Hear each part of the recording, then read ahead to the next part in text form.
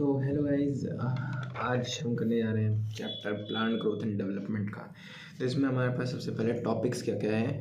Plant growth development अपने आप में ही सबसे पहले हमें नाम समझना पड़ेगा कि उसके नाम का मतलब क्या है। उसके बाद फिर ग्रोथ कैसे होती है प्लांट्स में ग्रोथ डिटर्मिनेट होती है कि इनडिटर्मिनेट होती है। उसके बाद फिर प्लांट में वो जो ग्रोथ होती है वो मीजरेबल होती है कि नहीं होती है, किस हद तक होती है। रीजन्स क्या क्या होते हैं जहाँ पे ग्रोथ होती है, पैरेलल लाइन टेक्निक क्या होती है, ग्रोथ के रेट्स क्या क्या होते हैं, अरिथमेटिक ग्रोथ और ज्योमेट्रिक ग्रोथ क्या होती है। इन सब के बारे में पढ़ेंगे हम, उनके ग्राफ्स के बारे में पढ़ेंगे, उनके फॉर्मूले के बारे में पढ़ेंगे जो भी दिया हुआ है। एक मिसकंसेप्शंस भी है जो कि हम क्लियर करेंगे। डिफरेंशिएशन, डी डिफरेंशिएशन क्या होते हैं वो भी हम क्लियर करेंगे। और उसके बाद फाइनली हमारे पास आती है कि डेवलपमेंट आखिर में होती क्या है, प्लास्टिसिटी क्या होती है, जिस पे काफ़ी ज़्यादा क्वेश्चंस बनते हैं। फिर उसके बाद फिर हम मूव ऑन कर जाएंगे प्लांट ग्रोथ रेगुलेटर्स की तरफ, जो कि हमारे मेन पार्ट आते हैं, मतलब कि जो प्लांट हार्मोन्स वाला हमारे पास मेन टॉपिक है, हम उसकी तरफ बढ़ जाएंगे। और फिर उसमें हम पढ़ेंगे कि कौन से प्रमोट करते हैं, कौन से इनहिबिट करते हैं, ऑक्सिन वगैरह जो होते हैं उन सब के बारे में पढ़ेंगे। एब्सिसिक एसिड, उसके बाद सबकी डिस्कवरी एकदम लाइन मतलब डिस्कवरी पढ़ेंगे। फिर उसके बाद मैं एक सीक्वेंस बताऊंगा, उसी सीक्वेंस में हम डिस्कवरी भी पढ़ेंगे और उसी सीक्वेंस में हम एक टेबल को भी पर्टिकुलरली याद कर देंगे, जिससे कि हमें रिकॉल करने में जो है आसानी पड़ेगी। एब्सिसिक एसिड हो गया, ये सब साइटोकाइनिन वगैरह हो गया। फिर हम उन सबके फंक्शंस को पढ़ेंगे। फंक्शन में भी हम पढ़ेंगे कि कौन सा क्या पर्टिकुलर काम करता है, और फिर हमारा चैप्टर हो जाएगा ख़त्म। तो ज़्यादा कुछ नहीं है, बस पहले यही बताएगा कि ग्रोथ क्या क्या होती है। सबसे पहले कि ग्रोथ क्या होती है, और फिर ग्रोथ में पार्टिसिपेट कौन करता है, कौन से जो रेगुलेटर्स प्लांट ग्रोथ हार्मोन्स हैं वो ग्रोथ में पार्टिसिपेट करके ग्रोथ को प्रमोट या इनहिबिट करवाते हैं। ठीक है, तो हम शुरू करते हैं। इसमें बस एक अजीब सा मतलब एक अलग सा ही टर्म आता है, प्लास्टिसिटी, जो कि इंटरेस्टिंग टॉपिक है, उस पर हम ज़्यादा टाइम दे देंगे। तो प्लांट ग्रोथ एंड डेवलपमेंट होता है कि प्लांट क्या होता है। प्लांट जो होता है वो यूकैरियोटिक होता है, जो कि सबके लिए खाना बनाता है। प्रोड्यूसर आदमी होता है, ऑटोट्रॉफ होता है, सेल वॉल उसमें सेल्यूलोज की बनी होती है, इन सबको प्लांट कहते हैं। अच्छा, ग्रोथ क्या होती है। ग्रोथ की जो है ट्विन कैरेक्टर्स होते हैं। एक तो किसी के मास में ग्रोथ हो जाना, किसी का भार बढ़ गया तो वो ग्रोथ हो जाएगी। लेकिन अगर किसी के सेल्स में डिफ्रेंशिएशन हो गया, मतलब डिवीजन हुआ, सेल का नंबर बढ़ गया, तब भी ग्रोथ मानी जाएगी उसको। तो अब हम यहाँ पे क्या देख रहे हैं कि अगर हम मास में इंक्रीज हो गया तब भी ग्रोथ है, नंबर ऑफ इंडिविजुअल में इंक्रीज हो गया तब भी ग्रोथ है। और अगर फंडामेंटल फीचर होता है, जो ग्रोथ होती है वो लिविंग ऑर्गेनिज्म का फंडामेंटल फीचर होता है, ग्रोथ उसमें होनी ही होनी है। और अगर ये जो ग्रोथ हो चुकी होती है ये परमानेंट होती है, मतलब कि इरिवर्सिबल होती है। अब ऐसा नहीं है कि अगर कोई एक साल बड़ी हो गई है तो वापस उसको दोबारा कोई भी काम करके छोटा किया जा सकता है, ऐसा कतई नहीं है। जो डिफरेंशिएशन की बातें आगे आती हैं उसमें खाली उनका जो पर्सपेक्टिव, उनका जो वो है मतलब फंक्शन है वो चेंज हो जाता है। तो वो मेरिस्टेमेटिक वापस से डिवाइड करने लगती हैं, लेकिन ज़रूरी नहीं है कि तो चलिए वो हम आगे देखेंगे। तो इसमें हम क्या क्या देखते हैं, एनाबॉलिज्म और कैटाबॉलिज्म दोनों चीज़ें होती हैं हमारे अंदर, और वही ग्रोथ को प्रमोट करती हैं।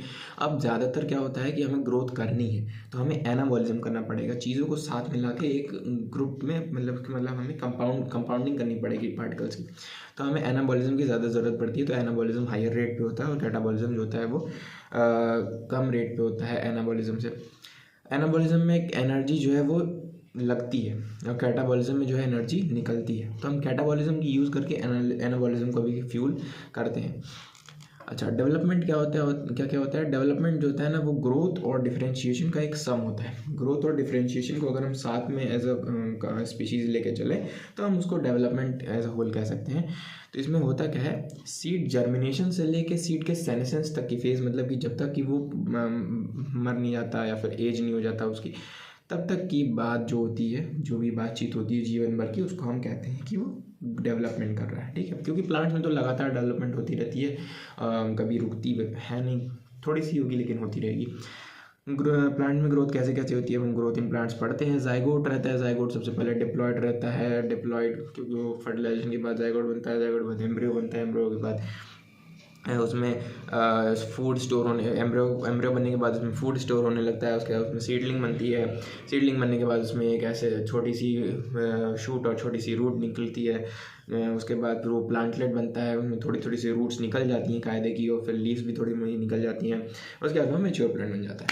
तो जाइगोट के फेज़ में क्या होता है कि जो भी प्लांट्स की सेल्स हैं वो सारी की सारी किसी आई हैं, जाइगोट से आई हैं, तो मतलब कि डिसेंडेंट्स है जाइगोट की। और उसके बाद जो सीड जो होता है वो खाली मतलब उसके जर्मिनेट करने के लिए एक फेवरेबल कंडीशन चाहिए होती है। अब जैसे एम्ब्रियो है, एम्ब्रियो सीड बनाएगा, लेकिन सीड जर्मिनेट तभी करेगा जब उसे एक पर्टिकुलर कंडीशंस मिलेंगी, जैसे कि वाटर मिलेगा जो कि उस सेल को टर्जिड बनाएगा, उसको रिएक्शंस करने के लिए मदद करेगा, रिएक्शन ग्राउंड प्रोवाइड करेगा, और मेटाबॉलिज्म के लिए ग्राउंड प्रोवाइड करेगा। उसके बाद फिर जो स्टार्च होता है वो स्टार्च को हाइड्रोलाइज करके ग्लूकोज में तोड़ेगा, फिर ग्लूकोज का ऑक्सीडेशन होगा, तब जाके फिर उससे एटीपी बनेगा, एनर्जी बनेगी, एनर्जी से फिर वो और ग्रोथ करेगा। टेम्परेचर की एक ऑप्टिमम टेम्परेचर की ज़रूरत होती है कि प्लांट कौन सा प्लांट है, C3 प्लांट है, C4 प्लांट है, तो उसे कौन सा टेम्परेचर ऑप्टिमम उसे चाहिए। C3 C4 अगर नहीं पढ़ा है तो फिर वो रेस्पिरेशन वगैरह फोटोसिंथेसिस में पढ़ेंगे। सॉइल की क्वालिटी पर्टिकुलर होनी चाहिए, जैसे कॉटन को हम ब्लैक सॉइल में ही उगा सकते हैं, ज़्यादातर उगता है उसमें। जैसे अब अलग अलग वाटर रिक्वायरमेंट के जो भी पैमाने होते हैं उसी हिसाब से सॉइल भी डिटरमाइन होता है, किस प्लांट को कैसा सॉइल चाहिए, कौन सा सॉइल कितना वाटर एब्जॉर्ब करके रख सकता है, कितना नहीं रख सकता है कौन, तो उस हिसाब से यहाँ पे डिसाइड होता है। उसके बाद फिर माइक्रो न्यूट्रिएंट्स उस सॉइल में सफिशिएंट हैं भी कि नहीं है। अगर उस सॉइल में जो वो सारे माइक्रो न्यूट्रिएंट्स हैं ही नहीं जो कि हमें प्लांट को ग्रोथ या डेवलपमेंट करवाने के लिए चाहिए, तो फिर उस मिट्टी में वो प्लांट है वो ग्रोथ नहीं कर सकता है। अच्छा, अब जो ये स्टोर्ड फूड, ये अपना फूड स्टोर करके रखता है ये अपने पास अपने सीड में, तो उसका फिर वो यूज़ करता है जब वो प्लांट ग्रो कर रहा होता है, अपनी लीव्स वगैरह रूट को बढ़ा रहा होता है, तो वो नरिशमेंट तब तक के लिए एम्ब्रियो को प्रोवाइड करता है कि वो ज़िंदा तो रह सके कम से कम। उसके बाद फिर वहाँ प्लांट में जियोट्रॉपिज्म, फोटोट्रॉपिज्म वगैरह होता है, और प्लांट और रूट अपने अपने हिसाब से ग्रो कर जाते हैं फिर सारे ऑर्डरली मैनर में। प्लांट ग्रोथ जो होती है वो इंडिटर्मिनेट होती है। क्यों इंडिटर्मिनेट होती है? क्योंकि जो प्लांट में ग्रोथ होती है वो ओपन होती है। ओपन मतलब कि वो हमेशा ही होती रहती है, रुकती ही नहीं, थोड़ी सी होगी लेकिन होती रहेगी। Plant can grow up to the end of their life. Growth in the plants is unlimited. अपने जीवन के अंत तक वो ग्रो कर सकते हैं। रूट और शूट मेरिस्टम उनमें होता है। रूट मेरिस्टम जो होता है वो ऊपर की तरफ सेल्स ऐड करते जाता है, और शूट मेरिस्टम नीचे की तरफ सेल्स ऐड करते जाता है। अब जैसे ये है, अब यहाँ पे ये एक सेल ऐड किया तो ये से नीचे की तरफ ऐड किया तो ये ऊपर उड़ गया, फिर नीचे की तरफ ऐड किया तो ऊपर उड़ गया, नीचे की तरफ ऐड किया ऊपर उड़ गया। तो शूट ऐसे ऐसे बढ़ती जाती है, और रूट जो होती है वो अपने ऊपर की तरफ ऐड करती है, तो रूट भी ऐसे बढ़ती चली जाती है। ठीक है, तो फिर उसके बाद यहाँ पे responsible for the primary growth, ये सब हो गया। सेकेंडरी ग्रोथ जो होती है वो क्या है? वो सेकेंडरी ग्रोथ क्या होती है? सेकेंडरी ग्रोथ यानी कि लैटरल ग्रोथ यानी कि जो गर्थ में जो ग्रोथ होती है, मतलब कि एक चौड़ाई में जो ग्रोथ होती है, सिलेंड्रिकल ग्रोथ जो होती है उसको हम सेकेंडरी ग्रोथ कहते हैं। ये क्यों होती है? कैम्बियम की वजह से होती है। Secondary growth occur in some dicots and some gymnosperms. तो वो ज़्यादातर सेकेंडरी ग्रोथ देखने को ही डाइकॉट्स में मिलती है, और कुछ जिम्नोस्पर्म्स में देखने को मिलती है। अब मोनोकॉट में देखने को नहीं मिलती है। ये याद कैसे रखेंगे? देखो, सरसों का जो पेड़ होता है या फिर कोई भी ऐसा मोनोकॉट का जो ऐसा लगाया जाता है, जैसे धान का ही पेड़ ले लो, तो ज़्यादा मोटा नहीं होता भाई, वो पतला सा होता है, कितना ही मोटा हो सकता है। तो उसी से याद कर लो कि उसमें लैटरल ग्रोथ ही नहीं, पतला सा रह जाता है। Overall growth of the plant is indeterminate and unlimited. Plant parts like the fruits, flowers, leaves have limited growth. जो उसके पार्ट्स होते हैं प्लांट अपने आप में नहीं, प्लांट के जो पार्ट्स होते हैं, ये क्या बात हुई, लेकिन फिर भी प्लांट के जो पार्ट्स होते हैं उनकी एक लिमिटेड ग्रोथ होती है। जैसे पत्तियाँ अपने टाइम पे झड़ जाएंगी, फूल अपने टाइम पे झड़ जाएंगे, उगेंगे झड़ जाएंगे। ठीक है, फॉल उनमें जो फ्लावर्स, फ्रूट्स ये सब आएंगे वो सब धीरे धीरे करके झड़ जाएंगे। तो इनमें जो होता है एब्सेशन होता रहता है। ठीक है, प्लांट पार्ट जरूरी नहीं कि वो हमेशा ग्रोथ ही करते रहे। फ्रूट बढ़ के इतना बड़ा हो गया लेकिन गिर ही नहीं रहा, ऐसा नहीं। एब्सेशन उसमें कंटिन्यूस होता है और पीरियोडिकली और रिपीटेड मैनर में होता रहता है। प्लांट ग्रोथ जो होती है वो मीजरेबल होती है कुछ में। किस में होती है? अब हम ये देखते हैं। Growth increase in the size of the complete plant और प्लांट पार्ट और अ टिश्यू और इवन अ सेल। अगर कंप्लीट प्लांट में ग्रोथ हो रही है, अगर उसकी साइज इंक्रीज कर रही है, या फिर किसी प्लांट के पार्ट में साइज इंक्रीज कर रही है, टिश्यू की साइज इंक्रीज कर रही है, या फिर एक सेल की भी साइज अगर इंक्रीज कर रही है, तो भी हम उसे डिटरमाइन कर सकते हैं अगर वो सिग्निफिकेंट होती है, कॉन्स्पिकुअस होती है तब। तो plant cell growth by increase, plant के सेल की हम ग्रोथ कैसे मेजर करते हैं, हम उसके प्रोटोप्लाज्म को देखते हैं कि उसके प्रोटोप्लाज्म में कितनी ग्रोथ हुई है, उसके प्रोटोप्लाज्म में कुछ वॉल्यूम चेंज आया है कि नहीं आया है, तो फिर हम उससे डिटरमाइन करते हैं कि उसके प्रोटोप्लाज्म में ग्रोथ हुई होगी कि नहीं हुई होगी। फिर उसके बाद फिर हम देखते हैं हमारे पास अदर मेजर्स भी हैं ग्रोथ को ट्रैक करने के लिए। इंक्रीज इन सेल नंबर में अगर इंक्रीज होता है तब भी हम कहते हैं कि ग्रोथ हुई है। और उसके बाद फिर RAM cell of maize can give rise to 17,500 new cells per hour. जो मेज़ की सेल्स होती हैं वो 17,500 सेल्स बनाती हैं हर घंटे। तो हम इससे पता मतलब इतनी ज़्यादा बनाती हैं, इतना ज़्यादा वो सिग्निफिकेंट ग्रोथ होती है कि हमें पता चल जाता है कि नहीं भाई ग्रोथ तो बहुत तगड़ी हो रही है। फिर उसके बाद ये तो सेल नंबर हो गया। सेल साइज़ में कैसे देखते हैं हम, सेल साइज़ में देखो वाटरमेलन की जो एक सेल होती है वो एक घंटे में वो एक घंटे में नहीं, मतलब वाटरमेलन की जो सेल साइज़ होती है वो अपनी मेच्योर फेज तक आते आते 3,50,000 गुना ज़्यादा बड़ी हो जाती है साइज़ में। और लेंथ की बात करें अगर, तो पॉलन ट्यूब की हम बात करते हैं कि पॉलन ट्यूब में जब जैसे इसे पॉलन जो स्टिग्मा पे आके गिरता है वैसे ही पॉलन ट्यूब का फॉर्मेशन होता है। अब अच्छी खासी इतनी मतलब सेंटीमीटर 2 सेंटीमीटर की तो पॉलन ट्यूब काफ़ी बनी जाती है, तो वो मतलब एट अ माइक्रोस्कोपिक लेवल वो काफ़ी मतलब सिग्निफिकेंट ग्रोथ है। तो हम उसमें भी देखते हैं कि पॉलन ट्यूब में इंक्रीज इन लेंथ होती है। लीफ में सरफेस एरिया से हम जान सकते हैं कि सरफेस एरिया बढ़ी है तो लीफ का ग्रोथ हुआ है। फ्रूट्स में हम वॉल्यूम देख सकते हैं कि फ्रूट का अगर वॉल्यूम चेंज हुआ है तो मतलब कि फ्रूट का ग्रोथ हुई है। अब हम देखेंगे कि रीजन्स ऑफ ग्रोथ क्या होते हैं। रीजन्स ऑफ ग्रोथ मतलब कि ग्रोथ आखिर हो कहाँ रही है, तो तीन ही जगह पे मतलब हम देखते हैं। रूट में जो होती है वो 3 रीजन्स होते हैं ग्रोथ के, जो कि हमने पहले पढ़ चुका है कई बार। मेरिस्टेमेटिक एक्टिविटी वाली रीजन होती है, इलॉन्गेशन वाला रीजन होता है और मैच्योरेशन वाला रीजन होता है। मेरिस्टेमेटिक में क्या होता है कि जो सेल्स होती हैं वो आपस में काफ़ी ज़्यादा इंटरकनेक्टेड होती हैं। सेल का जो वो होता है हमारे प्लाज्मा मेम्ब्रेन होता है वो काफ़ी थिन होता है, आपस में प्लाज्मोडेस्मेटल कनेक्शंस होते हैं। साइज़ जो होती है वो सेल का स्मॉल होता है। साइटोप्लाज्म होता है वो डेंस होता है क्योंकि उन्हें लगातार डिवीजन करते रहना है। इससे कम साइटोप्लाज्म कंसंट्रेटेड नहीं होगा तो कैसे डिवीजन होगा। उसके बाद रीजन ऑफ इलोंगेशन का जो रीजन होता है वहाँ पे सेल का एनलार्जमेंट होने लगता है, सेल का साइज़ बढ़ने लगता है, बड़ा होने लगता है, वैक्यूल फॉर्मेशन होने लगता है। और उसके बाद सेल का डिपोजिशन सिर्फ शुरू हुआ होता है।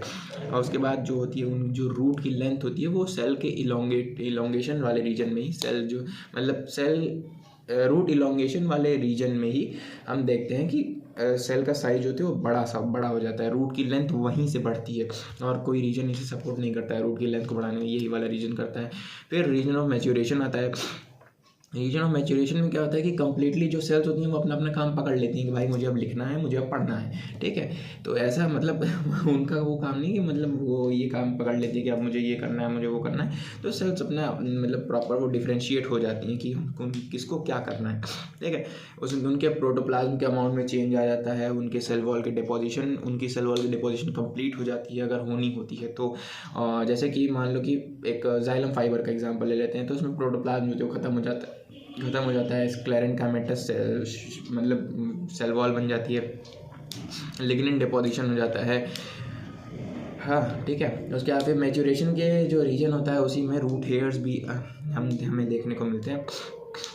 पैरेलल लाइन टेक्निक क्या होती है, पैरेलल लाइन टेक्निक में हम ये देखते हैं कि जो रूट है, ठीक है, तो रूट के किस वाले पार्ट में ज़्यादा लेंथ में ग्रोथ हुई है, ठीक है। अब मान लो कि ये अगर ये रूट है, ठीक है, तो अगर इसकी ग्रोथ ही मान लो ग्रोथ होके इतनी लंबी हो गई, तो ये वाला जो पार्ट है, ये वाला जो पार्ट है, तो इसमें हमें देखने को मिला कि इसमें ज़्यादा ग्रोथ हुई है।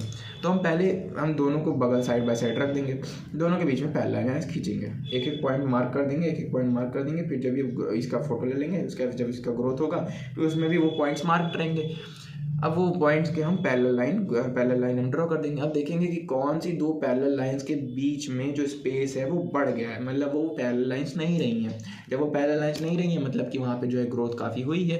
तो अगर वहाँ पे ग्रोथ हुई तभी वहाँ पे डिस्टॉर्ट हो जाएगी पैरेलल लाइंस। तो हम इससे जान सकते हैं कि कौन सा जो रीजन है वो इलोंगेशन का है।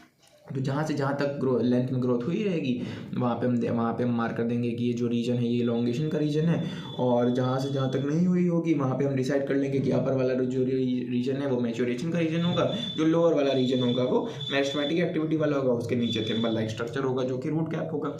उसके बाद ग्रोथ रेट क्या होती है, ग्रोथ रेट वो होती है कि हम डिटरमाइन करते हैं कि मतलब एक होती है एब्सोल्यूट ग्रोथ रेट, मतलब कि हम अगर जैसे मैं एग्जांपल लूँ तो अगर मान लो कि मेरा हाथ है, ठीक है, पहले मेरा हाथ छोटा था लेकिन अब मेरा हाथ बड़ा हो गया है। अब मेरा हाथ कितना बड़ा हो गया है, पहले के मुकाबले बड़ा हो गया है, तो ये रिलेटिव ग्रोथ होती है। लेकिन बस मेरा हाथ बड़ा हो गया है, ये अगर ये सेंटेंस मैं कहूँ तो ये होती है एब्सोल्यूट ग्रोथ। अब जैसे मान लो कि अब हम कहते हैं कि एनीथिंग अपॉन टाइम, रेट हम किसको कहते हैं, रेट हम उसी को कहते हैं कि कोई किसी भी चीज़ के अपॉन टाइम कर दो तो रेट हो जाता है। अब जैसे पर्दा हट रहा है तो हट रहा है तो कैसे हट रहा है, अगर उसके नीचे टाइम लगा दें कि 1 सेकंड में 1 सेंटीमीटर हट रहा है तो हम उसका रेट निकाल लेंगे। तो ये होती है, इससे हम मतलब रेट हम इसको कहते हैं। Growth per unit time is growth rate, तो ग्रोथ पर यूनिट टाइम को हम ग्रोथ रेट कहते हैं। एब्सोल्यूट ग्रोथ होती है, रिलेटिव ग्रोथ होती है। एब्सोल्यूट ग्रोथ में क्या होता है, फाइनल साइज में से इनिशियल साइज को माइनस कर देते हैं, कि मतलब बाद में कितना हो गया, पहले कितना था। तो अगर शुरू में इतना था, बाद में इतना हो गया, तो बाद वाले में से शुरू वाले को माइनस कर दो, हमें एब्सोल्यूट ग्रोथ मिल जाएगी कि भाई इतनी ग्रोथ हुई एब्सोल्यूट टर्म्स में। अब जैसे लीव का सरफेस एरिया है 5 सेंटीमीटर स्क्वायर था, 5 सेंटीमीटर स्क्वायर था, उसके बाद वो बढ़ गया 10 सेंटीमीटर स्क्वायर हो गया, फिर उसके बाद हमने जब ग्रोथ नापी तो वो 5 सेंटीमीटर स्क्वायर ज़्यादा आएगी, उसकी एब्सोल्यूट ग्रोथ हो गई। लेकिन रिलेटिव ग्रोथ में क्या होता है कि ग्रोथ पर इनिशियल पैरामीटर, शुरू के कंपैरिजन में उसकी ग्रोथ कितनी हुई। तो जैसे अब हम हम ये निकालते कैसे, हम रखते हैं absolute growth upon initial growth into 100%। तो अगर हमें परसेंटेज में निकालना है तो हम परसेंटेज में मल्टीप्लाई कर देते हैं, नहीं तो हम direct absolute growth upon initial values को रख के आंसर निकाल सकते हैं। जैसे 5 सेंटीमीटर की लीफ थी, 5 सेंटीमीटर स्क्वायर की लीफ थी, अब वो 10 सेंटीमीटर स्क्वायर की हो गई, तो 10 - 5 5, ये हो गई एब्सोल्यूट ग्रोथ, और 5 centimetre square upon 5 centimetre square मतलब कि absolute growth upon initial growth.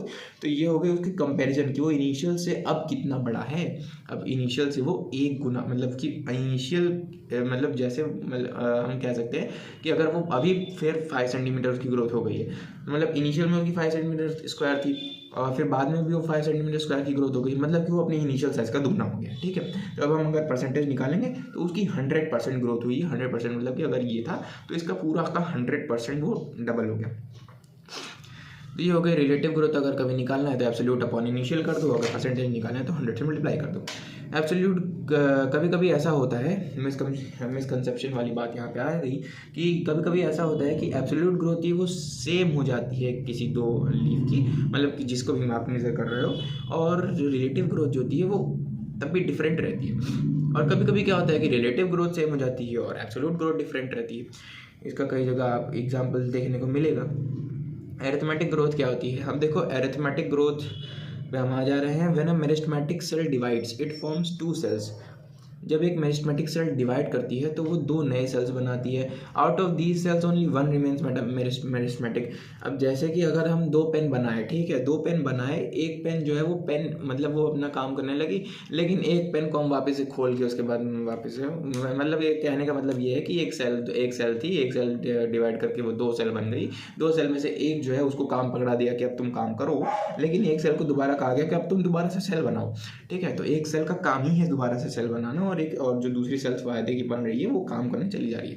तो यही होता है अरिथमेटिक ग्रोथ में कि एक सेल है उससे 2 सेल बनी, एक सेल जो है परमानेंट हो गई, एक सेल मेरिस्टेमेटिक रही, इससे 2 सेल बनी, एक सेल जो है परमानेंट हो गई, इससे मेरिस्टेमेटिक रही, ये मेरिस्टेमेटिक ही रही, यहाँ पे और बढ़ गई सेल्स, फिर ये सेल्स 2 सेल्स बनी, अब ये परमानेंट हो गई, ये मेरिस्टेमेटिक रही, यहाँ पे 3 सेल्स हो गई, ऐसे बढ़ती चली जाती है। तो एक यूं सा ग्राफ बनता है, एक ट्रायंगल सा ग्राफ बनता है, यूं ऐसा ग्राफ ऐसा हमें देखने को मिलता है। ग्राफ नहीं, सॉरी उसका डायग्राम ऐसे देखने को मिलता है। ग्राफ जो होता है वो एकदम लीनियर होता है कि मतलब कि एक पर्टिकुलर टाइम पे पर्टिकुलर सेल जो होती है वो बढ़ती रहती हैं एक कांस्टेंट रेट पे, ठीक है। अच्छा, इसका जो इनिशियल मार्किंग होती है हम 1 से शुरू करते हैं, ना कि 0 से, क्योंकि हमें एक सेल तो चाहिए ही चाहिए डिवीजन शुरू करने के लिए। अच्छा, इसका फॉर्मूला क्या होता है, L final is equal to L initial plus R T. L final क्या है, एल इनिशियल क्या है, आर टी क्या है, देखें। आर जो है वो ग्रोथ रेट है, टाइम जो है वो टी जो है वो टाइम है, एल आई जो है वो इनिशियल ग्रोथ है, और एल एफ जो है वो फाइनल ग्रोथ है। अच्छा, after every division 1 cell increases constant growth is seen, ये मैंने बता ही दिया। For cell division at least 1 cell, ये भी मैंने बता दिया। Root elongation at a constant rate, जो रूट इलोंगेशन होता है वो एक कांस्टेंट रेट पे होता है, ये याद करने वाली चीज़ है। ज्योमेट्रिक ग्रोथ या एक्सपोनेंशियल ग्रोथ क्या होती है, जो अब जिसके रेट पावर में लगे हों। जैसे इसमें तो लीनियर फंक्शन था, LF is equal to LI plus RT, ठीक है, ये लीनियर फंक्शन। लेकिन अगर R जो है वो रेट जो है वो पावर में लगा हो तो वहाँ पे ज्योमेट्रिक ग्रोथ या एक्सपोनेंशियल ग्रोथ होती है। अब जैसे एक सेल है, एक सेल से 2 सेल बनी, 2 से 4 बनी, 4 से 8 बनी, 8 से 16 बनी, 16 से 32 बनी, 32 से 64 बनी, मतलब कि 1 से 2, 2 से 4, 4 से 8, 8 से 16, 16 से 32, 32 से 64, 64 से आगे बनती जाएगी 128 ठीक है, तो आगे ऐसे बनती जाएगी। तो अब हम देखते हैं कि +1 +2 +4 +8 +16 +32 +64 होता जा रहा है। तो हमें एक कांस्टेंट मतलब एक सडन ग्रोथ मिल रही है, मतलब कि पहले तो धीरे धीरे धीरे धीरे बढ़ रही थी, फिर अचानक से बढ़ने लगी, फिर धीरे धीरे धीरे कम हो जाएगी। तो यही हम लिखते हैं, इसका फॉर्मूला क्या होता है, when a meristematic cell divides it form 2 cells which are both meristematic. जब एक मेरिस्टेमेटिक सेल डिवाइड करती है उसके बाद फिर वो एक सेल बनाती है और वो दोनों मेरिस्टेमेटिक सेल होती हैं, कोई भी डिफ्रेंशिएट नहीं करती है। अब इसका फॉर्मूला क्या होता है, WF is equal to W0 plus W0 into E की पावर RT। अब यहाँ पे एक्सपोनेंशियल ग्रोथ है, E की पावर RT है, ठीक है। Natural base of natural log is equal to 2.713, मतलब कि जैसे अगर हम इसको एंटी लॉग वगैरह लेंगे तो फिर इसमें हमें नेचुरल लॉग यूज़ करना पड़ेगा सॉल्व करने के लिए। तो इसका बेसिक फॉर्मूला क्या होता है, लेंथ फाइनल मतलब growth final is equal to growth initial into E की पावर RT।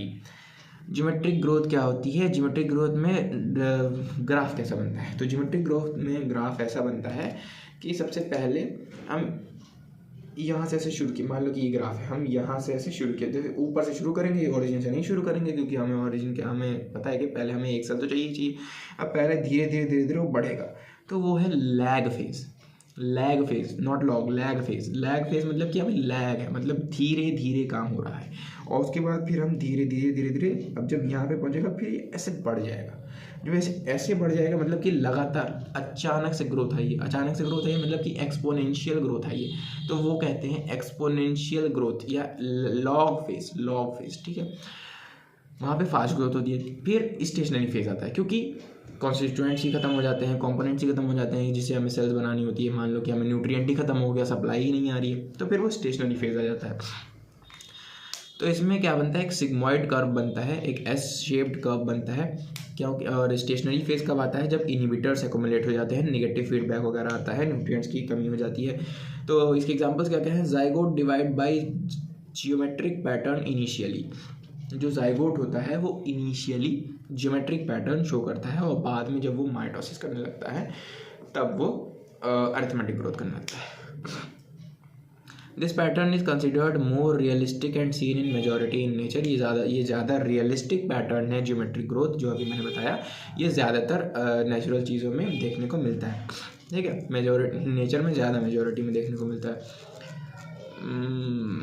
डिफरेंशिएशन क्या होता है, when a meristematic cell divides it adds new cells in the plants, these new cells differentiated and matures to perform a specific function. जो ये नए sales होते हैं ये डिफरेंशिएट करते हैं और एक पर्टिकुलर फंक्शन परफॉर्म करने लगते हैं। रूट टिपिकल मेरिस्टेम जो रैम होते हैं वो डिवाइड हो जाते हैं और रूट सेल्स बनाते हैं। अब रूट सेल्स जो होते हैं वो ट्रैकीड्स बनाते हैं। मान लो ट्रैकीड का जो प्रोटोप्लाज्म है वो ख़त्म है, लिग्निन की सेल वॉल अब जमा हो गई है, वॉल की स्ट्रेंथ बढ़ गई है, परमानेंट सेल बन गया है। तो in plant differentiation is also open like growth. जो इन प्लांट में क्या होता है कि जो ग्रोथ होती है, ग्रोथ की तरह ही डिफरेंशिएशन भी ओपन होता है। मतलब कि अगर ग्रोथ होती ही रहती है तो डिफरेंशिएशन भी होता ही रहता है। अब ग्रोथ होकर क्या करेगी, जब कोई काम ही नहीं करेगा, काम करवाने के लिए डिफरेंशिएट करना ही पड़ेगा। और always added to the plant, क्योंकि हमेशा अलग अलग तरह के जो सेल्स होती है वो ऐड होते रहते हैं प्लांट में, ठीक है। इसलिए डिफरेंशिएशन में हमेशा ओपन होता है। डिफरेंशिएशन, डी डिफरेंशिएशन और रीडिफरेंशिएशन में क्या अंतर है, all cells of the shoot are formed up of shoot typical meristem cells. ऐसे हम जो शूट है उसकी जितनी सारी सेल्स हैं वो शूट टिपिकल मेरिस्टम से बनी हैं। अब यहाँ पे क्या होता है, जो मेरिस्टेमेटिक सेल होती है वो पहले डिवाइड करती है और फिर परमानेंट बन जाती है, मतलब कि पहले डिफरेंशिएशन होता है, फिर उसके बाद क्या होता है वहाँ पे डी डिफरेंशिएशन होता है। डी डिफरेंशिएशन होता है मतलब कि वो वापस से मेरिस्टेमेटिक बन जाती है, becomes meristematic again and starts dividing again. उसके बाद फिर जब वो बन जाती है तो फिर वहाँ पे इंट्राफेसिकुलर कैम्बियम बनाती है वो जाके। जैसे इंट्राफेसिकुलर कैम्बियम मान लो कि यूँ है, ठीक है, दिख रहा होगा यूँ है, ठीक है, तो यहाँ पे ये इंट्राफिजिकल कैम्बियम पहले ऐसे था, फिर उसके बाद फिर ये जब ये डी डिफ्रेंशिएशन होता है इसका, तो ये पूरा ऐसे मतलब ये सारी सेल्स होती हैं वो मेरिस्टेमेटिक हो जाती हैं इंट्राफिजिकल कैम्बियम की, और उसके बाद फिर ये जो है वो सेकेंडरी ग्रोथ करवाती हैं। सेकेंडरी ग्रोथ मतलब कि लैटरल ग्रोथ, गर्थ में ग्रोथ करवाती हैं डी डिफरेंट। फिर उसके बाद फिर जब ये वापस से अपने मैच्योर फेज में आना चाहती हैं तो फिर ये वापस अपने मेच्योर फेज में आ जाती हैं और इसको इस प्रोसेस को हम कहते हैं री डिफ्रेंशिएशन, मतलब अगेन वो डिफ्रेंशिएट हो गई। तो ये इस तरह से यहाँ बनता है सेकेंडरी जाइलम और सेकेंडरी फ्लोएम जो कि परमानेंट टिश्यूज होते हैं। ओके, डेवलपमेंट क्या होता है? ग्रोथ प्लस डिफरेंशिएशन, ठीक है, ये मैंने बता ही दिया। सीड जर्मिनेशन से लेकर सेनेसेंस तक की फेज। एक मेरिस्टेमेटिक सेल है वो डिवीजन करती है और 2 सेल्स बनाती है। एक जो होती है वो मेरिस्टेमेटिक के लिए दोबारा रिटर्न हो जाती है जिसको हम कहते हैं सेल्फ परपेचुएशन या रीजनरेशन। और उसके बाद जो दूसरी सेल्स होती है उसमें अलग अलग तरह का मॉडिफिकेशन होता है। मान लो कि इलोंगेशन हुआ, एक्सपेंशन हुआ, वो डिफरेंशिएट की, मैच्योर करने के बाद वो सेनेसेंस तक के पहुँच गई, अपने जीवन के अंत तक पहुँच गई और ख़त्म हो गई। प्लास्टिसिटी क्या होती है? Plasticity the behaviour of the plant to change shape of its organs in reference to their phase of life और ड्यू टू इन्वायरमेंटल फैक्टर्स। जो प्लांट के बिहेवियर में चेंज आता है, क्यों आता है? उसके ऑर्गन्स की शेप की वजह से, in reference to their phase of life, मतलब कि वो अपने जीवन के उस फेज के अकॉर्डिंग कितना ढल जाते हैं, अपने ऑर्गन्स को कितना ढाल लेते हैं, कितना मॉडिफाई कर लेते हैं, या फिर एक पर्टिकुलर एनवायरमेंटल फैक्टर की वजह से वो अपने ऑर्गन्स के अंदर कुछ चेंज ला सकते हैं कि नहीं ला सकते हैं, उस चीज़ को हम, उस बिहेवियर को हम प्लास्टिसिटी कहते हैं। ठीक है, ये किस में पाई जाती है? कोरिएंडर में, कॉटन में और लार्कस्पर में फेज ऑफ लाइफ की वजह से पाई जाती है।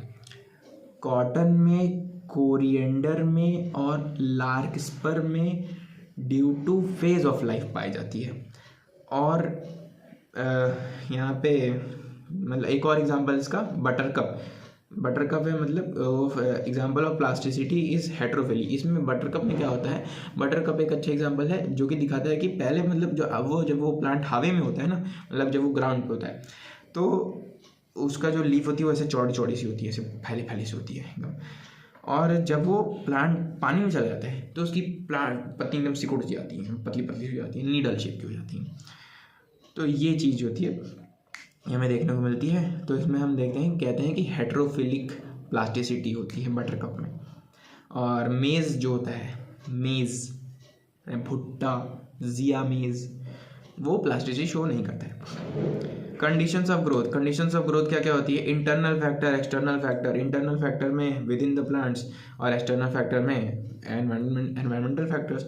इंटरनल फैक्टर में आता है इंट्रासेलुलर या इंट्रासेलुलर मतलब कि सेल के अंदर, मतलब कि जेनेटिक मटेरियल। और इंटरसेलुलर मतलब कि सेल्स के बीच में कौन एक्ट करेगा? प्लांट ग्रोथ रेगुलेटर्स एक्ट करेंगे। तो प्लांट ग्रोथ रेगुलेटर्स या हार्मोन्स उनके आते हैं, वही उनको कंट्रोल करते हैं। ये हो गया इनका इंटरनल फैक्टर। और एक्सटर्नल फैक्टर में क्या क्या आते हैं? एक्सटर्नल फैक्टर में आते हैं टेम्परेचर हो गया, लाइट हो गया, ग्रेविटी हो गया, ऑक्सीजन हो गया, CO2 हो गया, जो सब भी हमारे बाहर के जो भी फैक्टर्स होते हैं वो हमारे एक्सटर्नल फैक्टर्स आते हैं। अब देखो आता है plant growth and regulators. Plant growth regulators या PGR, जिसको हम प्लांट हार्मोन कहते हैं, वो सिंथेसाइज कहाँ पे होते हैं? उनके पास एंडोक्राइन ग्लैंड तो होता नहीं है कोई सिंथेसाइज करने के लिए, तो उसकी प्लांट के अंदर ही सिंथेसाइज किसी तरह होते हैं। Transported from the site of the formation to the site of the site, target site. मतलब यहाँ पे एंडोक्राइन ग्लैंड में नहीं बनते हैं, पहली बात ये हो गई। दूसरी बात ये कि जहाँ भी बनते हैं वहाँ से ये ट्रांसपोर्ट किए जाते हैं फॉर्मेशन की साइड से ट्रांसपोर्ट किए जाते हैं टारगेट की साइड तक। अब यही जो उनका काम, यही जो उनकी जो क्वालिटी है, उसकी वजह से कई बार उनको हार्मोन कह दिया जाता है। लेकिन हार्मोन जो शब्द है वो उतना अच्छा नहीं है उसके लिए यूज़ करना। इसके लिए प्लांट ग्रोथ रेगुलेटर ही काफ़ी है यूज़ करने के लिए, मतलब सही, ज़्यादा सही टर्म है। और अब देखते हैं अब हमें तो क्लियर हो गया इतना कि प्लांट ग्रोथ रेगुलेटर जो होते हैं उनको हम डायरेक्टली हार्मोन्स नहीं कह सकते। हार्मोन्स की एक अलग अपनी डिफिनीशन है जो कि हमने एनिमल फिजियोलॉजी में मतलब ह्यूमन फिजियोलॉजी में पढ़ा है। न्यूट्रिएंट्स, नॉन न्यूट्रिएंट पार्टिकल्स होते हैं, बहुत ज़्यादा लो मोलेकुलर वेट के होते हैं, वगैरह वगैरह। तो यहाँ पे हम plant growth regulator term use करेंगे। PGR होते हैं, एक दो तरह के होते हैं, एक प्रमोटरी होते हैं, एक इनहिबिटरी होते हैं। प्रमोटरी में आता है ऑक्सिन, जिबरेलिन, साइटोकाइनिन, और इनहिबिटरी में आता है एब्सिसिक एसिड और इथाइलिन। अच्छा, फंक्शन क्या क्या है प्लांट ग्रोथ रेगुलेटर्स का। प्रमोटरी जो होते हैं वो शूट की इलॉन्गेशन करवाएंगे, रूट की इलॉन्गेशन करवाएंगे, ट्रॉफिक ग्रोथ करवाएंगे, नास्टिक ग्रोथ करवाएंगे, पैटर्न का फॉर्म एक पैटर्न पे एक पैटर्न बेस्ड ग्रोथ करवाएंगे। जैसे कि ऐसे किसी का जैसे आम का पेड़ देखोगे तुम लोग, पहले नीचे से तना ऐसे आता है, फिर यूं ऐसे जाता है, ठीक है। तो एक पैटर्न हो गया मान लो, तो वो पैटर्न पे ग्रोथ करवाएंगे, सेल डिवीजन करवाएंगे, फ्लावरिंग करवाएंगे, सीड का जर्मिनेशन करवाएंगे। तो क्या क्या हो गया, शूट का एलोंगेशन, रूट का elongation, flowering, tropic growth, nastic growth, pattern formation, उसके बाद सीड जर्मिनेशन, ये सब हो गया। इनहिबिटरी क्या करवाएगा, इनहिबिटरी मतलब कि रोकना। इनहिबिटरी क्या करवाएगा, सीड की डॉर्मेंसी को बढ़ा देगा, स्टोमेटा को बंद कर देगा, उसके मेटाबॉलिज्म को कंट्रोल, मेटाबॉलिज्म को स्टेबलाइज करके रोक देगा कभी कभी, कि मतलब मत करो भाई ये सब काम, अभी पैसा नहीं है हमारे पास, खाने को सामान नहीं है और तुम उड़ाए जा रहे हो, ठीक है। और लीव का एब्सेशन करा देगा, जहाँ से भी लॉस हो रहा है किसी भी चीज़ का उसको ख़त्म कर देगा उसमें ही, मतलब जितने में मान लो कि एक लीफ है, ठीक है, ढेर सारी लीफ है प्लांट में, लेकिन उनको पहुँचाने को खाना नहीं है, उनको सस्टेन करने को लाइट नहीं है, उनको सस्टेन करने को ऑक्सीजन नहीं है, स्टोमेटा से लॉस होते चला जा रहा है, लीफ को ही हटा दिया जाएगा कि भाई बस अभी रुक जाओ, अभी रूट पे डिपेंडेंट हो जाओ थोड़ी देर के लिए, बाद में हम ग्रो करेंगे। तो ये क्या होता है ना, ये एक डिप्रेशन फेज से प्लांट को बचा के निकालता है। इथाइलिन क्या होता है, इथाइलिन एक गैसियस प्लांट हार्मोन होता है। इसका स्ट्रक्चर होता है C डबल बॉन्ड C, दोनों तरफ H लगा दो, डबल H। ये जो होता है वो एक्सट्रीमली बहुत ज़्यादा हल्का होता है, मतलब बहुत ज़्यादा हल्का होता है, तो इसीलिए इसको गैसियस हार्मोन कहते हैं। इसका मोलिकुलर वेट कितना होता है, 28 AMU होता है, 28 AMU होता है, इसलिए बहुत ज़्यादा हल्का होता है, इसलिए इसको हम गैसियस प्लांट हार्मोन कहते हैं। ये पापी भी है और पुण्यात्मा भी है, लेकिन ये पापी ज़्यादा है, इसलिए इसको हम पापी कहते हैं, मतलब कि एमिटरी PGR में रखते हैं, जबकि ये दोनों ही काम करता है, प्रोमोटरी भी करता है, इनहिबिटरी भी करता है। अच्छा, PGR होते क्या हैं, PGR माने plant growth regulator. Transport from site of synthesis to the site of target, small simple molecules होते हैं, उनके डाइवर्स केमिकल नेचर होते हैं। और डिस्कवरी जो थी इन सारे जितने भी PGR की, वो सारी सेरेंडिपिटस थी, मतलब कि गलती से खोज दिया गया था, इनका कोई इरादा नहीं था इनको अलग से खोजने का, किसी भी साइंटिस्ट का कोई इरादा नहीं था इनको अलग से खोजने का, लेकिन शाला गलती से मिल गया, और मिल गया तो फिर खोजने लगे लोग। अब देखो हमारे पास एक टेबल है, एकदम बढ़िया सी टेबल है। इसको तुम लोग अगर स्क्रीनशॉट क्या ही लोगे, मतलब स्क्रीनशॉट नहीं ले पाओगे, मैं बता दे रहा हूँ। अब हम एक पैटर्न याद करेंगे, और वही पैटर्न हमें सबसे ज़्यादा काम आएगा हमारी चीज़ों को रिकॉल करने के लिए। Auxin, gibberellin, cytokinin, abscisic acid और इथाइलिन, ठीक। अब ही खेलिए, ऑक्सिन क्या है, प्रमोटरी है, जिब्रेलिन क्या है, प्रमोटरी है, साइटोकाइनिन प्रमोटरी है, एब्सिसिक एसिड इनहिबिटरी है, इथाइलिन बोथ है।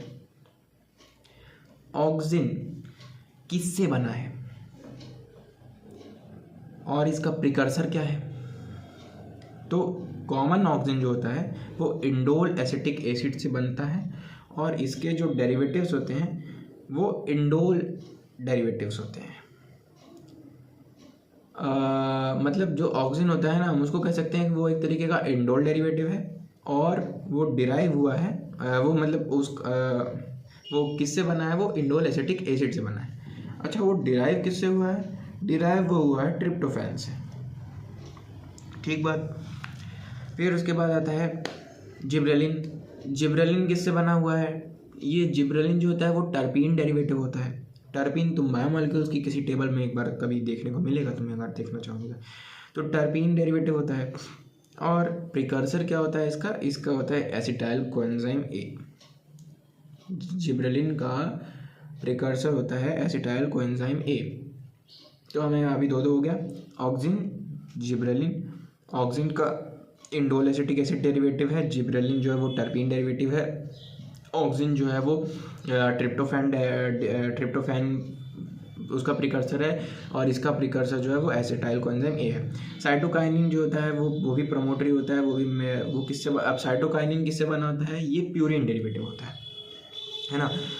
इसको हम that is the N6 फरफ्यूराइल aminopurine, जिसको हम कहते हैं N6 फरफ्यूराइल अमीनोप्यूरिन, मतलब काइनेटिन। इसको हम शॉर्ट में काइनेटिन, या फिर इसका कॉमन नेम काइनेटिन है, इसका साइंटिफिक नेम IUPAC नेम जो होता है N6 फरफ्यूराइल अमीनोप्यूरिन। ये भी कॉमन नेम ही है, वैसे बहुत ज़्यादा कॉमन नेम काइनेटिन है। इसका प्रिकर्सर क्या होता है, साइटोकाइनिन का एडेनिन डेरिवेटिव है। तो हमारे पास तीन चीज़ें हो गई, ऑक्सिन, जिबरेलिन, साइटोकाइनिन। प्रिकर्सर क्या क्या है, ट्रिप्टोफैन, एसिटाइल कोएंजाइम ए और एडेनिन। ठीक, एब्सिसिक एसिड जो होता है वो इनहिबिटरी होता है, कैरोटीनॉइड डेरिवेटिव होता है, और इसका प्रिकर्सर भी कैरोटीनॉइड ही होता है। फिर इथाइलिन जो होता है वो भाई कार्बन हाइड्रोजन वाले हाइड्रोकार्बन है एक तरीके का, उसका प्रिकर्सर भी हाइड्रोकार्बन है, C2H4 है। अब इसमें अलग अलग टेस्ट होते हैं, अब टेस्ट किए गए जिससे कि पता चला कि ये कौन कौन से हार्मोन है, उसको भी हम थोड़ा ध्यान में रखते हैं। ऑक्सिन के लिए हमने किया अवेना कर्वेचर टेस्ट, या फिर अवेना कर्वेचर टेस्ट किया हमने, ठीक है, जिसको हम कहते हैं बायोएसे, जो कि क्या होता है, बायोएसे क्या होता है, किसी भी केमिकल की प्रेजेंस को मतलब किसी भी केमिकल की प्रेजेंस को बताता है, उसको सफाइज करता है, मतलब कि अरे क्या कहते हैं, मतलब बताता है कि वो केमिकल है, अगर वो टेस्ट पास कर जा रहा है तो वो वही केमिकल है, ठीक है। हाँ, अवेना तो यहाँ पे ऑक्सिन में क्या हुआ, अवेना कर्वेचर टेस्ट हुआ, और जिब्रेलिन में क्या हुआ, अल्फा एमाइलेज टेस्ट हुआ, और ड्वार्फ मेज टेस्ट हुआ। साइटोकाइनिन में क्या हुआ, क्लोरोफिल प्रिजर्वेशन टेस्ट हुआ। एब्सिसिक एसिड में स्टोमेटा क्लोजर टेस्ट हुआ, और इथाइलिन में ट्रिपल रेस्पॉन्स टेस्ट हुआ। तो अब हम करके एक एक करके सबको देखते हैं। डिस्कवरी ऑक्सिन की कैसे हुई, it was said that the discovery of all PGR was accidental serendipitous, ये हम जान चुके हैं। जो फ्रांसिस डार्विन थे उन्होंने ऑब्जर्व किया एक कोलेप्टाइल की जो टिप थी, कैनरी ग्रास की जो कोलेप्टाइल की टिप थी वो बेंड कर जा रही थी यूनिलैटरल लाइट सोर्स की तरफ, ठीक है। यूनिलैटरल लाइट सोर्स मतलब यूं लाइट सोर्स आ रहा था, और ये कैनरी ग्रास थी, ये ऐसे इसकी तरफ मुड़ गई थी, ठीक है। तो जो इसका कोलेप्टाइल की टिप थी वो उसकी तरफ मुड़ गई थी, और कोलेप्टाइल क्या होता है, कोलेप्टाइल जो कि प्रोंगल को कवर करता है, और जब ये मुड़ गई तो फिर उन्हें लगा कि कुछ तो गड़बड़ है भाई। लेटर चार्ल्स एंड फ्रांसिस, मतलब चार्ल्स डार्विन और फ्रांसिस डार्विन, जिसको हम कहते हैं Darwin and Darwin, said that there is some transmissible influence that cause this bending. Auxin was discovered, auxin को इस समय डिस्कवर किया गया था, उसको नाम नहीं दिया गया था, उसको आइसोलेट नहीं किया गया था, सिर्फ डिस्कवर किया गया था कि कुछ तो सारा ऐसा है जो कि उसको मोड़ दे रहा है, ठीक है।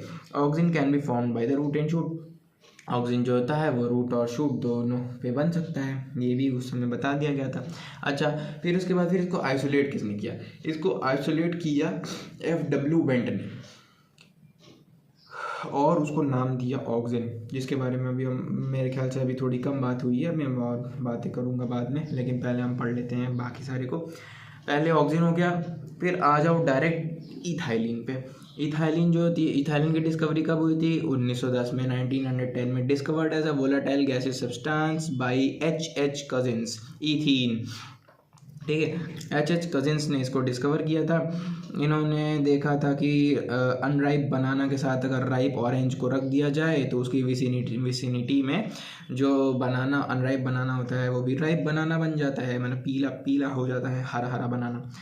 बायोएसे क्या होता है, बायोएसे इसमें हम देखने को मिलता है, अभी हम पढ़ेंगे उसके बारे में। It is most commonly use PGR which is available in the market as the इथीफोन।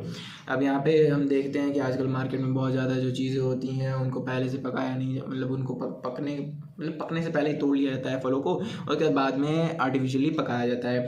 तो यही होता है, इथीन गैस होती है, इथाइलिन होती है। तो इसका जो मार्केट वाला फॉर्म है वो इथीफोन है, इथीफोन के नाम से मार्केट में बिकता है, और ये फ्रूट रैपनर के यूज़ में काम आता है। कार्बाइड भी होता है, लेकिन ये भी इसको ज़्यादा ध्यान में रखना है, अपना दिमाग नहीं लगाना है, एग्जाम में इथीफोन पूछेगा। इट ब्रिंग्स रेस्पिरेटरी क्लाइमेट, ये एक तरीके का रेस्पिरेटरी क्लाइमेट बनाता है, जैसे कि प्लांट का जो रेस्पिरेशन होता है, या फिर जो फ्रूट का रेस्पिरेशन होता है, या फिर उसके जो ऑर्गन का रेस्पिरेशन होता है, वो उसका मेटाबॉलिज्म जो होता है वो बढ़ जाता है, और बढ़ जाने की वजह से वो ज़्यादा जल्दी सेनेसेंस तक पहुँच जाता है और राइप हो जाता है। अच्छा, ट्रिपल रिस्पॉन्स टेस्ट क्या था इसमें, तो पहले तो सीड को रख दिया गया एक स्टोन के नीचे, बताओ। फिर उसके बाद फिर कहा गया कि चलो बढ़ो, तो बढ़ना शुरू हुआ। तो पहले जो सीड है वो जाके ऐसे प्लांट में ना, प्लांट ग्रोथ हो रहा था, ऊपर पत्थर रखा था, जाके ऐसे टकरा गया। First response. सेकंड रिस्पॉन्स वो यूं हो गया। अब जैसे ये था जा रहा था, टकरा गया, तो अपनी इस चीज़ को मोटा किया पहले उसने, और फिर ऐसे ही मुड़ गया। अब जब ये ऐसे मुड़ गया, फिर इसके साइड में से ऐसे ग्रो करके ऐसे निकलने लगा, और फिर निकल के फिर थर्ड, ये हो गया सेकंड रेस्पॉन्स की एक्सेस उसकी मोटी हो गई, और थर्ड रेस्पॉन्स की फिर वो स्वी करके निकल गया। ठीक है, एक अब यहाँ पे जो होता है ना, इसका स्ट्रक्चर एक एपिकल हुक जैसा बन जाता है, एक हुक जैसा बन जाता है। ये याद रखने बात है। एब्सिसिक एसिड क्या है? एब्सिसिक एसिड जो होता है वो मिड 1960s में, मतलब 1960 से 1970 के बीच में खोजा गया था। 3 इंडिपेंडेंट साइंटिस्ट ने इसको अलग अलग खोजा था। Discovered PGR and named it differently. 3 अलग अलग साइंटिस्ट ने इसको गलती से अलग अलग टाइम अलग अलग जगह पे खोजा था। एक ने इसको नाम दिया इनहिबिन बी, एक ने डॉर्मिन, और एक ने एब्सिसिन 2 नाम दिया।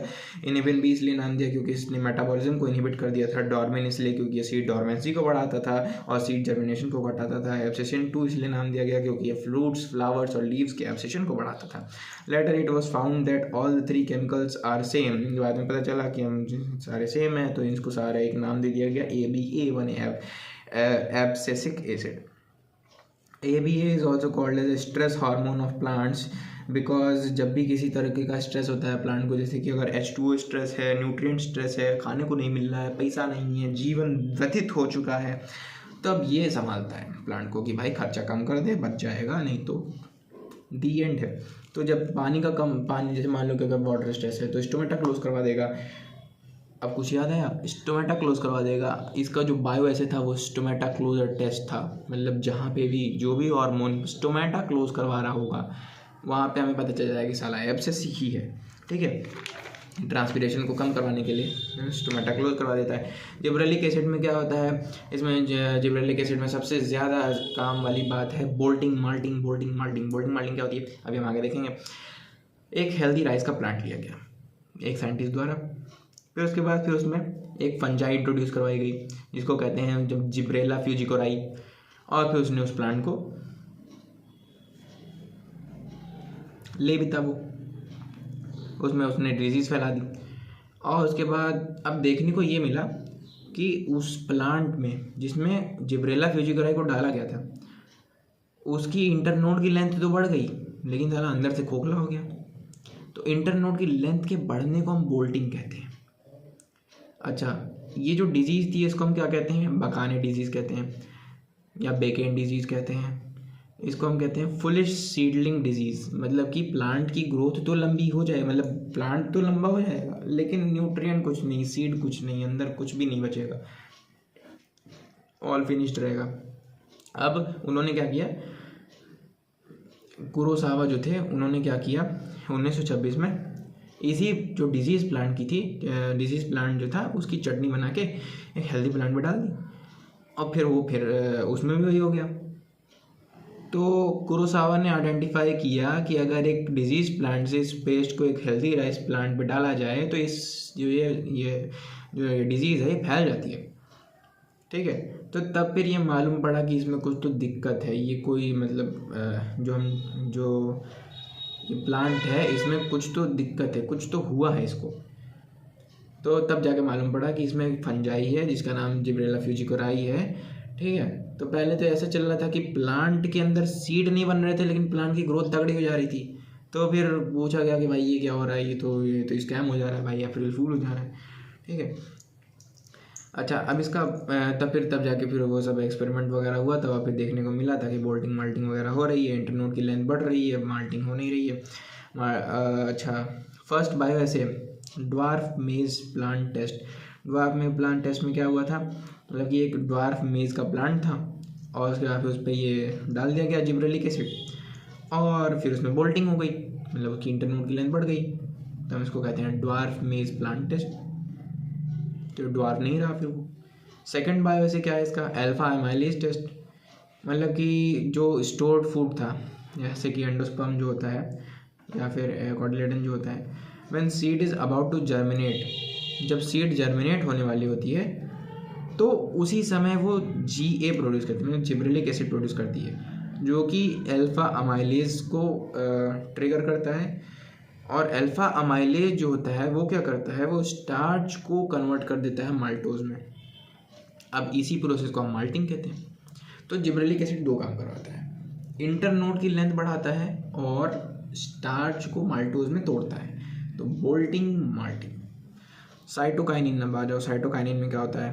फंक्शंस तो मेरे ख्याल से रह ही जाएंगे, कर लेंगे।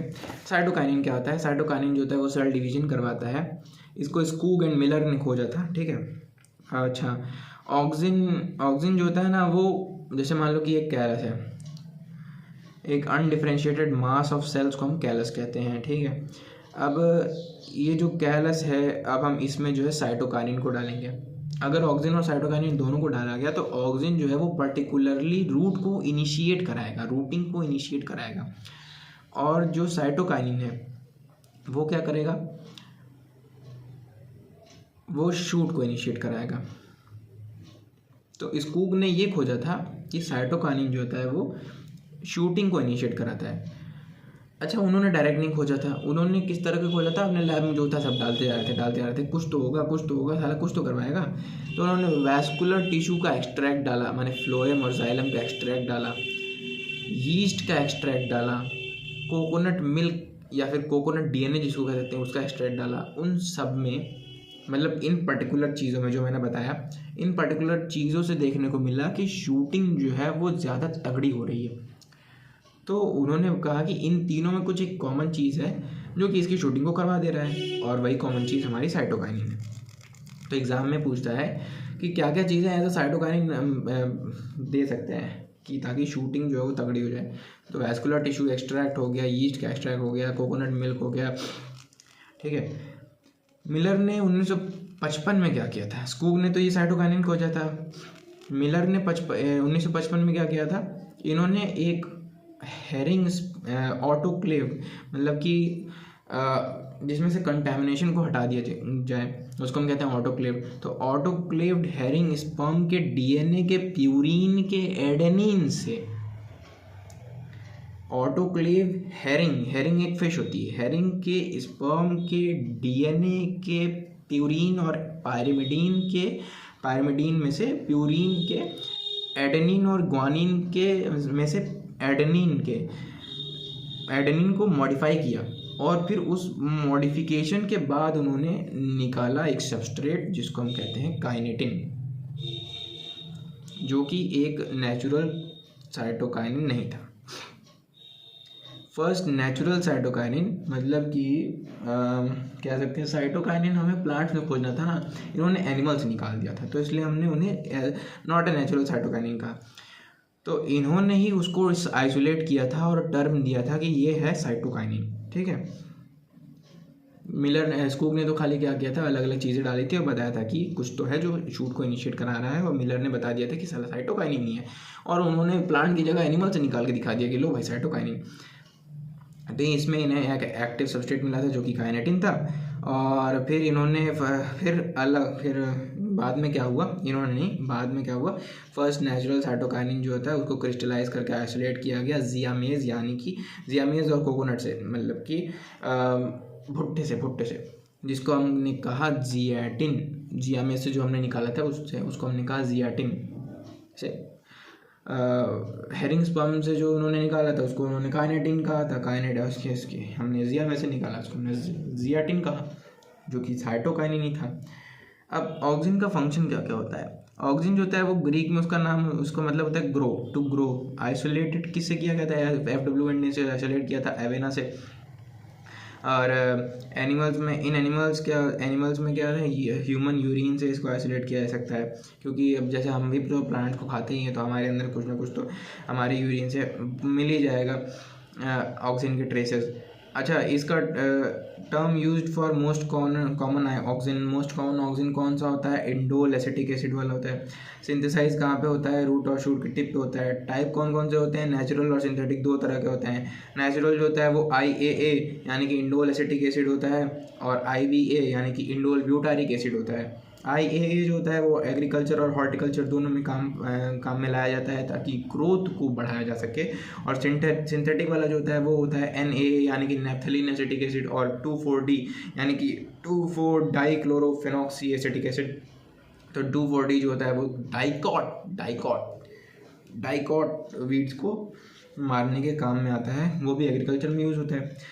अब अगर मान लो कि तुम्हारे पास घास है, तुम्हारे पास एक लॉन है जिसमें कि काफ़ी सारी घास है जो कि प्रीमियम घास है, तुम्हें उसे नहीं मारना है, तुम्हें कीड़ों को मारना है, तो वहाँ पे तुम 2,4-D यूज़ करोगे क्योंकि वो मोनोकॉट को नहीं मारेगी, सिर्फ वीड को, कीड़ों को नहीं, कीड़ों को नहीं, सिर्फ फालतू के वीड को, डाइकॉट वीड को मार देगी, ग्रास को नहीं मारेगी। ठीक है। इनिशिएट क्या कराता है? रूटिंग इनिशिएट कराता है, स्टेम कटिंग्स में इनिशिएट कराता है, xylem differentiation, water and mineral absorb by roots needs to be transported upwards. तो ऑक्सीजन क्या करवाता है कि भाई पहले पानी जाना चाहिए ऊपर तक।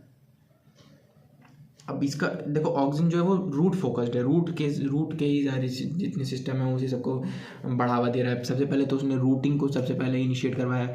दूसरी बात ये है कि उसने फिर जाइलम को प्रेफर किया फ्लोएम से ज़्यादा, कि पहले भाई ये पानी पहुँचाओ। ठीक है, जाइलम डिफरेंशिएशन को बढ़ाया। फिर एक स्पेशल केस देखने को मिलता है कि वो पाइनएप्पल में फ्लावरिंग को प्रमोट करता है।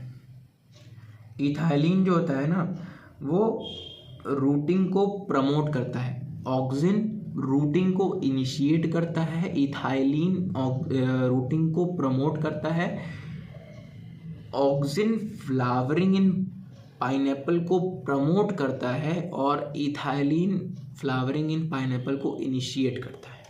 तो इथाइलिन और ऑक्सीजन दोस्त हैं, एक काम ये अगर एक इनिशिएट करेगा दूसरा प्रमोट करेगा, और दूसरा अगर एक काम इनिशिएट करेगा तो ये प्रमोट करेगा। ऑक्सीजन इनिशिएट क्या किया?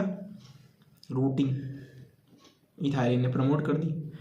इथाइलिन ने क्या इनिशिएट किया? फ्लावरिंग इन पाइनएप्पल, इसने प्रमोट कर दी। ठीक। Abscission, stop in young plant parts. जो ऑक्सीजन जो होता है ना वो यंग प्लांट पार्ट के एब्सिशन को रोकता है और प्रमोट करता है यही एब्सिशन ओल्डर प्लांट पार्ट में। पार्थेनोकार्पी जो होती है वो ऑक्सीजन के द्वारा इंड्यूस करी जा सकती है। पार्थेनोकार्पी क्या होती है? जब एक फ्रूट बन जाता है विदाउट फर्टिलाइजेशन, हम उसको पार्थेनोकार्पी कहते हैं। यानी कि जैसे एग्जांपल हो गया सीडलेस टोमेटो जो आजकल हमें देखने को मिलने लगा। एक होता है टॉपिक एपिकल डोमिनेंस का। अगर एपिकल जो बड है वो हम किसी प्लांट पर रहने देते हैं तो अक्सर देखने को मिलता है कि वही एपिकल बड साला बड़ा होता जाता है। बड़े जो लैटरल बड जो होते हैं वो बढ़ते ही नहीं, तो वो बाकी सबको ग्रो नहीं होने देता। अगर हम एपिकल बड को निकाल दें, मतलब तोड़ दें, काट दें, जो भी करें, मतलब एपिकल डोमिनेंस को हम हटा दें, ऑक्सीजन की मात्रा थोड़ी कम कर दें, तो जो लैटरल ग्रोथ है ना वो फ्लरिश होने लगती है। तो अगर हम किसी प्लांट को बुशी बनाना चाहते हैं तो हमें उसके एपिकल डोमिनेंस को ख़त्म करना पड़ेगा, एपिकल से चीज़ों को काटना पड़ेगा। डीकैपिटेशन जिसको हम कहते हैं, किसमें होता है? हेज प्लांट्स में होता है, टी प्लांटेशन में होता है। हमें चाय की पत्तियाँ ही तो चाहिए। अब जितनी ज़्यादा बुशेज़ होंगी, जितनी ज़्यादा बढ़िया टी बुशेज़ होंगी, उतना ज़्यादा हमारा टी का जो यील्ड है वो बढ़िया रहेगा। तो इसीलिए हमें टी प्लांटेशंस में, हेज प्लांटेशंस में जो ये एपिकल डोमिनेंस है इसको हम ख़त्म करते हैं डीकैपिटेशन करके। और एपिकल डोमिनेंस जो होती है ना वो नेचुरली कौन डिक्रीज करता है?